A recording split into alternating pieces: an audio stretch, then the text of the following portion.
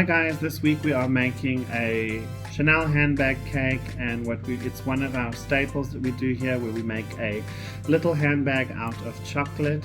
So what we use is a two-part mold, polycarbonate mold. This is all plastic and it's magnetic. It goes together like that, and I'm going to show you what we're going to do on the inside. Okay guys, so what I'm using is candy melts, which is not exactly 100% like chocolate. It's just blue, and this one is blue in color, and it is an oil-based kind of candy, which is very chocolate-like, but you can't actually call it chocolate because real chocolate requires tempering and it takes such a long time. Whereas what I do with this one is I just keep layering it. Like I will do one layer on the inside here, and then I will let it dry for 10 to 15 minutes in the fridge, and then I will do another layer and another layer until the whole thing is coated. And okay guys, so now we have painted it with our chocolate, and now we are demolding it. So to demold it, all you do is snap it like this. Okay, and try your best not to break it, and then you have a perfect designer bag. And then I'm going to show you guys what we're going to do. So this is just a hot plate that we have, guys, and we are just taking our chocolate and making it even, just melting it evenly, getting rid of the overflow at the bottom. And you can do this with a blowtorch, or you can take a dinner plate and soak it in really hot boiling water, and you'll get the same effect. And now we just place it on a cake board to set until it is ready, and then it looks pretty nice and straight right now. But what I wanted to show you guys is I've decided to put a blue velvet cake inside this handbag as a surprise for the customer. We usually leave it hollow like an Easter egg, but this time I want to do something different.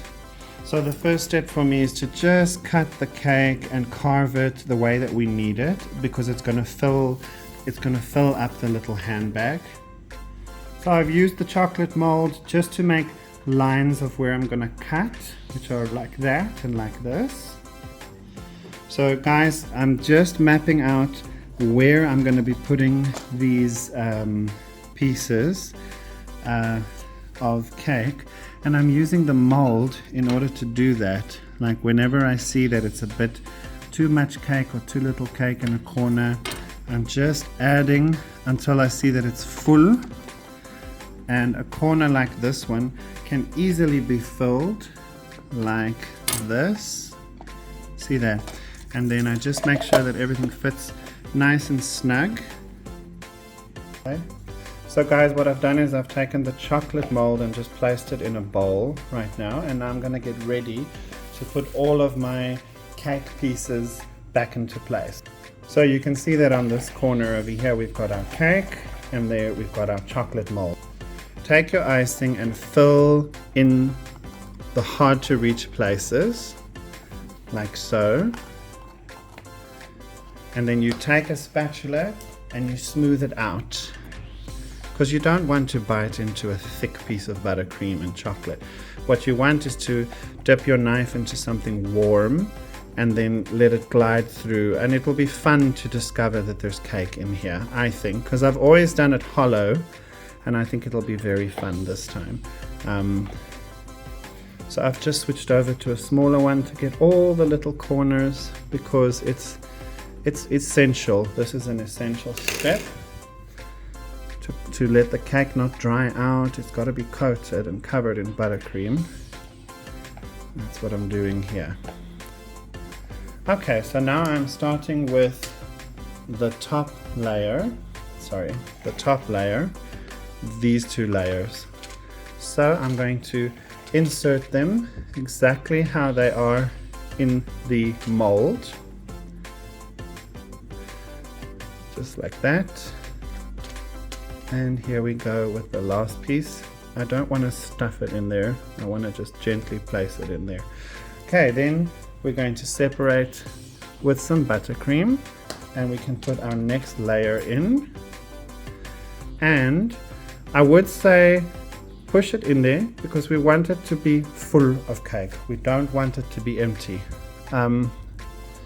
Buttercream again, and you can do your final level of cake, which I would say would need a little bit of trimming in this situation because sometimes chocolate warps in the fridge.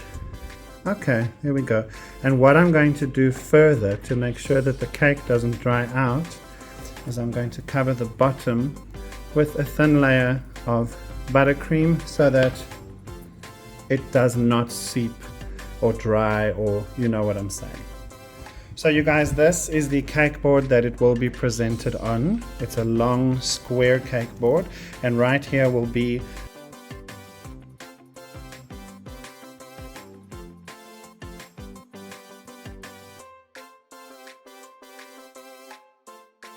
okay guys, so we have done the same with one of our other shoe molds, and now it's time to demold it.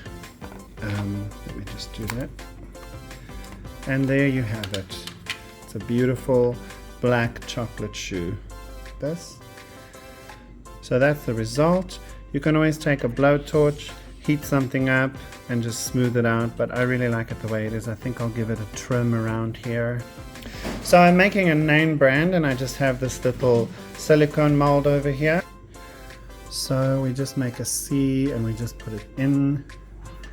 You can use a tiny bit of fondant. You don't have to use a lot, and you just follow the lines of where the C is. Just like that.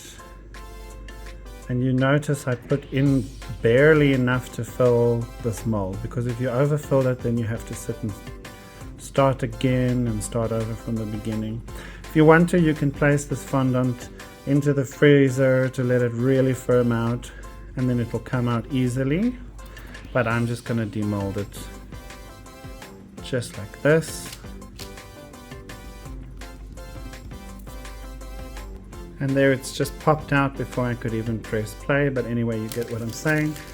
And then you just have to rearrange it until you are happy with it. I'm going to let it just firm up on its own, and then we are going to paint it. Film. Okay, so I just attached it on,